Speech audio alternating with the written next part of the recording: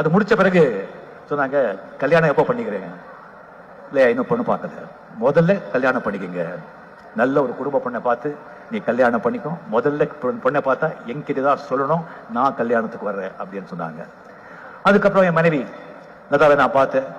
ஒரு 2-3 மாசத்துல நான் எங்க அண்ணாவும் கூட சொல்லல, எம்ஜிஆர் சாருக்கு தான் சொன்னேன், இந்த மாதிரி நான் பொண்ணை பார்த்திருக்கேன் அப்படின்னு.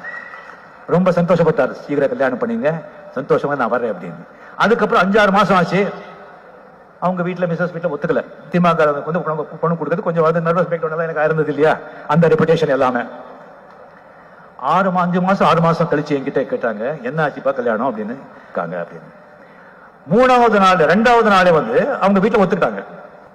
அப்புறம் வந்து எனக்கு கேட்டு எப்படி திடீர்னு ஒத்துக்கிட்டாங்கன்னு சொன்னா, மிஸ்டர் ஒய்ஜிபி அப்படின்னு சொல்லிட்டு, அவர் வந்து எம்ஜிஆர் சாருக்கு நல்லா தெரியும். ஒய்ஜிபியோட ஃபேமிலி உறவினர் தான் என்னுடைய வைஃப் லதா அவர்கள். MGR sir YGP sir phone பண்ணி, ஏன் தயங்குறீங்க, நல்ல பையன், கொஞ்சம் கோபக்கார, உங்க பண்ண கொடுங்க, நல்லா வச்சுப்பா அப்படின்னு சொல்லி எம்ஜிஆர் சார் சொல்லியிருக்காங்க.